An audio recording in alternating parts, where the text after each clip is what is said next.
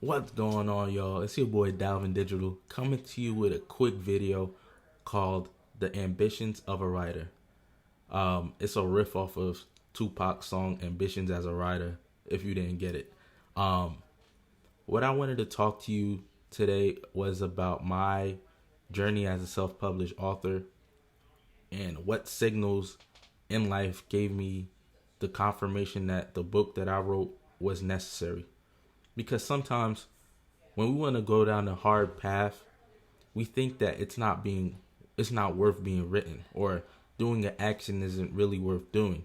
But there's a lot of signs in the universe, if you believe in a higher power, that confirms that the direction you're taking is worth it.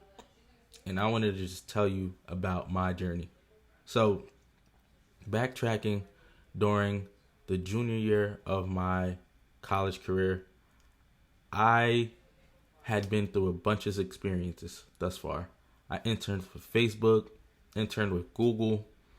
I was just about done with my study abroad program, and I studied abroad in Australia, along with doing a bunch of other stuff.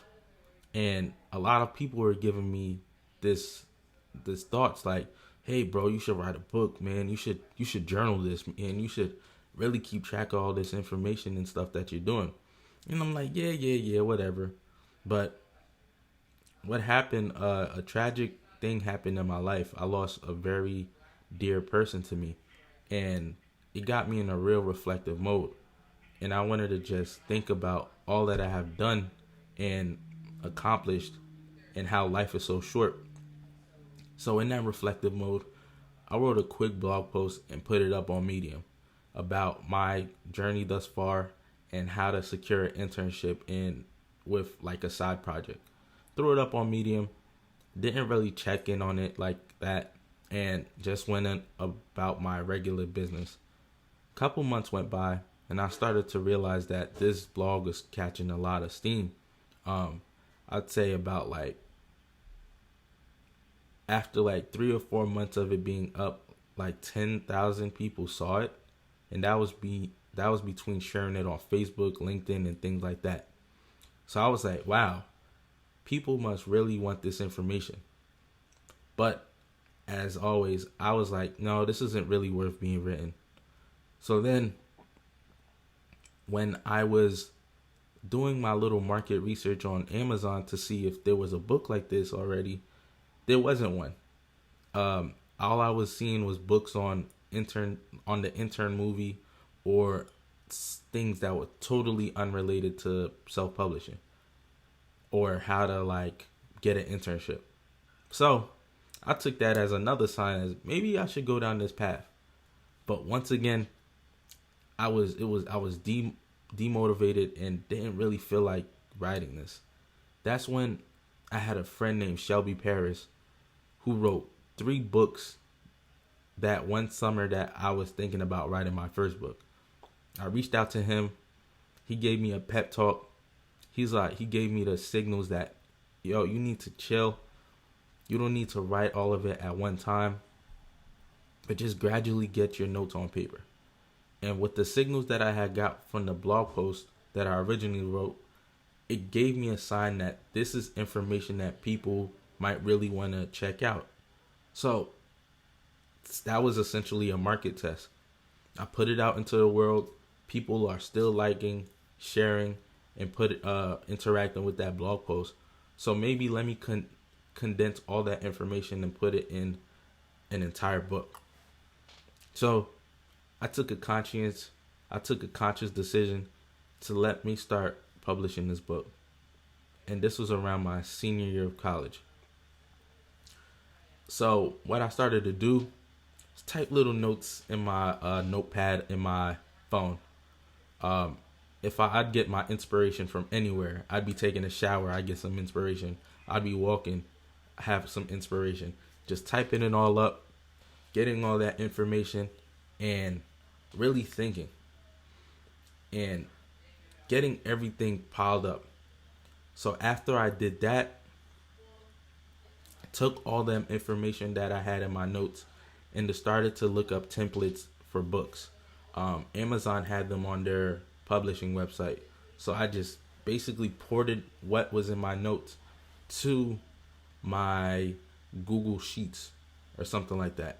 And I started really just thinking about titles and stories that I had went through in my life, and just started detailing them and putting sections and titles under them. I didn't even have a book title when I started. That came probably like months after I was done. So after I had all this content ready, I started just taking it seriously. Like, made a little schedule for myself.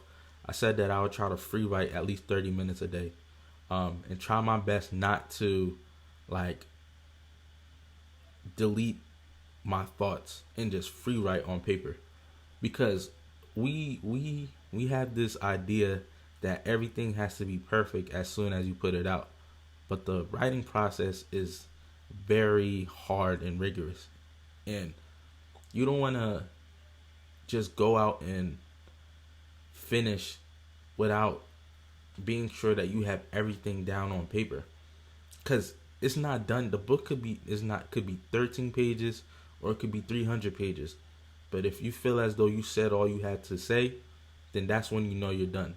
But for me, I know that I didn't say everything I wanted to say. I didn't cohesively put down all my thoughts on paper.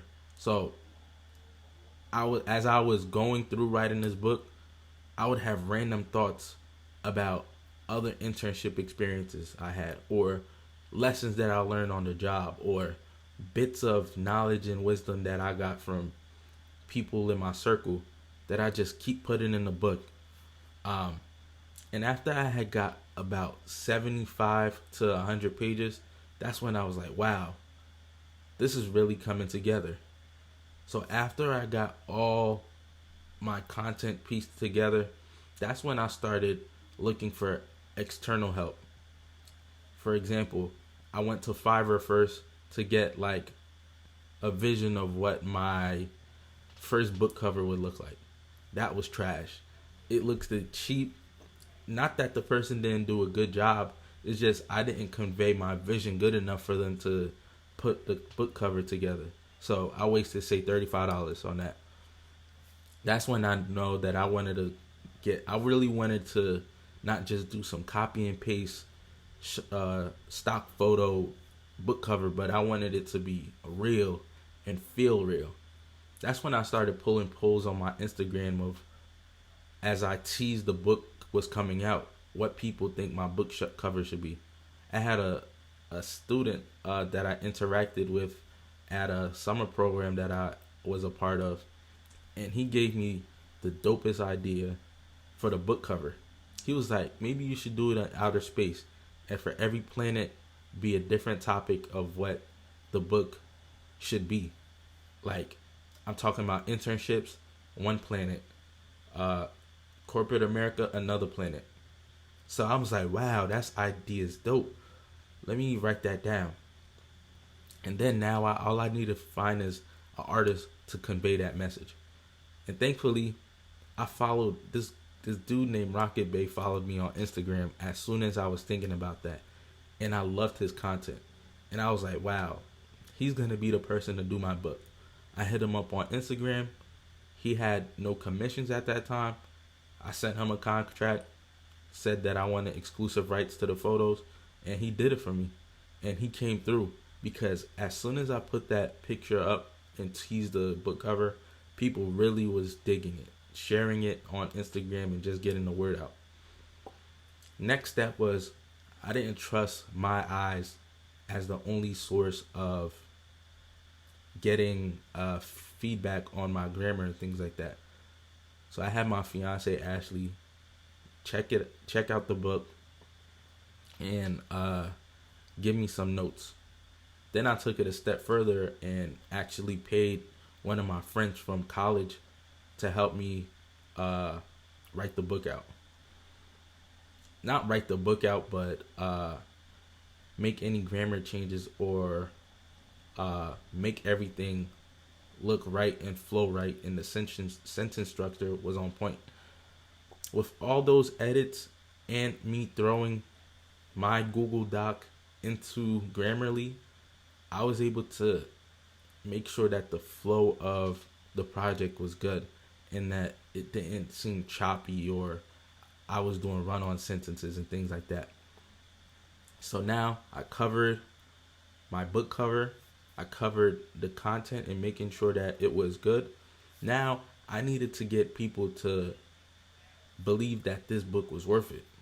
So that required me to reach out to people in my past and get them to leave a review on the book for me. Whether it be um, my study abroad coordinator, the CEO of my study abroad program, or my mentor in college, or my guidance counselor from college, who is also my mentor. They left reviews, they left some good feedback on the book, and I was able to get some excerpts of what they thought about the book. And that just added more like social capital to the book because I wasn't just getting random reviews, but I was having people in my life who know me talk about my book and leave feedback.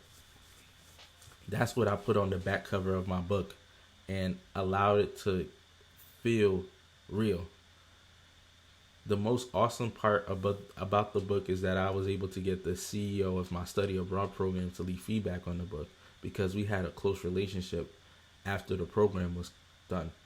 And that holds weight when it comes to you having your book on the shelf and people coming to read it.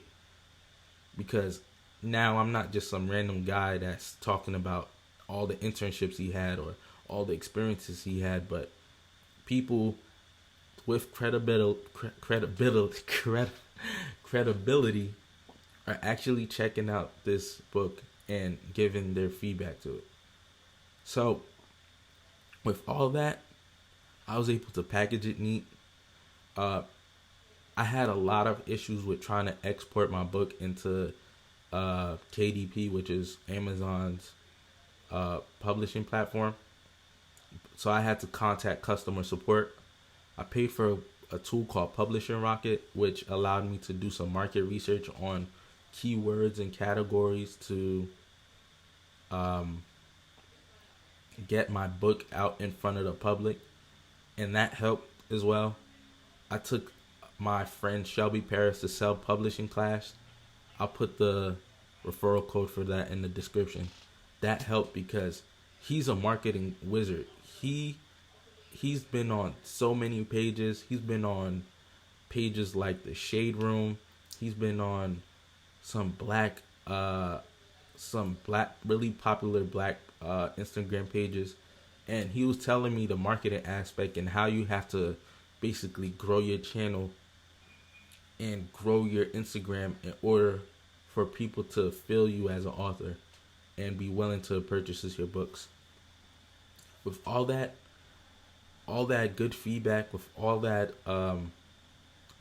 all people providing that good information to me, I was able to publish the book in December of 2019. But that's only step one. Getting the book out is like the easy part. The hard part now is getting people to buy the book. And that is a challenge.